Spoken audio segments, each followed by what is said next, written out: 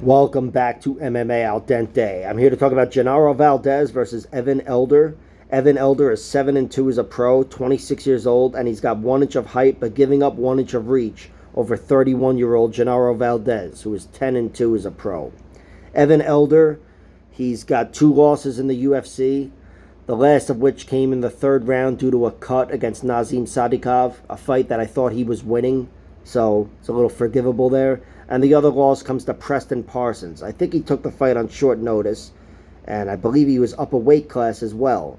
And Preston Parsons was all over him, but wasn't able to put him away.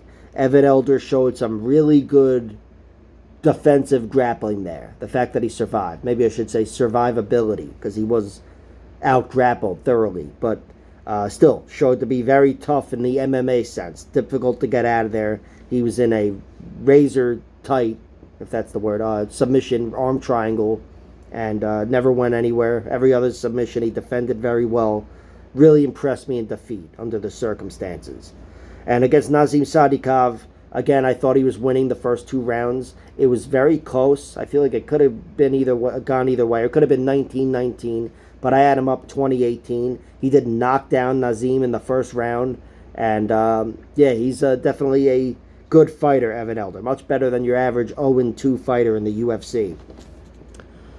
He's got 7 wins, 4 by knockout, 1 by submission, and 2 by decision. Hasn't beaten too many great fighters, though. You know, a lot of regional guys, like the guy CJ Hunter.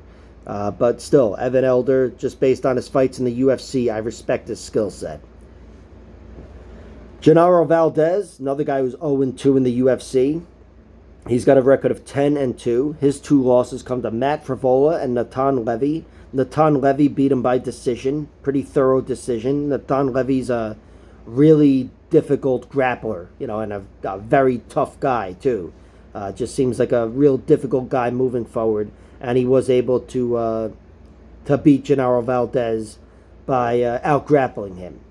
Gennaro Valdez's other loss comes to Matt Frevola. That was not a grappling match. That was a fucking wild fight in which he was knocked down 4 or 5 times and then put away.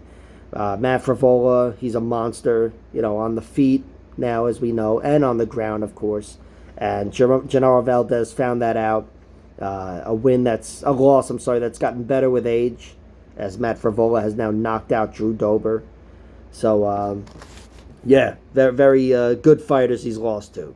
His wins, he's got 10 wins, 10 finishes, 7 by TKO, 3 by submission, and even the TKOs, most of them come on the ground. I think 4 of them come via ground and pound. This guy, if he can get you down, he's a monster on top. He's got the 1 TKO victory over Patrick White on the Contender Series. That, change, what the hell did that say? He had 4 takedowns in that fight. And then knocked him out early in round 2. He beat, I don't even know, Arazandi or whatever. Got him out of there with ground and pound in round 1. I saw these fights. I can't read my own fucking notes. But I know Gennaro Valdez wants to be on top of you, pounding the shit out of you. He's really good on top. And on the feet, even though I think he's compromised, he can bang. But now he's compromised. Again, Matt Frevola knocked him down 4 times. Each knockdown is a strike against your chin, you know, even if you didn't go out. So I do have my doubts about him. And in this fight here, I think he's going to have difficulty getting on top of Evan Elder, which is going to take away his primary strength. Evan Elder, not that he's the best grappler out there, but he's a better athlete, I'd say, than Gennaro Valdez. He's going to be a difficult guy to wrangle, and he's got some sharp counter strikes, Evan Elder. I think he's going to bust up Gennaro Valdez on the feet as well. So Evan Elder is my pick for this fight. I've got him winning. If I had a gun to my head, I would go with decision, which you can play at plus 325. But again, with Evan Elder's striking prowess and Gennaro Valdez's potential vulnerability there, I don't know if I'm in love with that decision bet. But Evan Elder is definitely the pick. And I'm, again, with a prediction, I'll go with him winning a decision.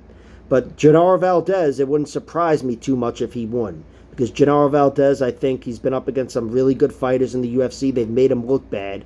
And outside the UFC, from everything I've seen, he's a damn good fighter. So I think it would suck for either one of these guys to be 0-3, but it would suck a little more for Evan Elder because I think he should have won one already, and I do think he's got a higher ceiling than Gennaro Valdez. Like, share, subscribe, all that horseshit, and check out my other videos.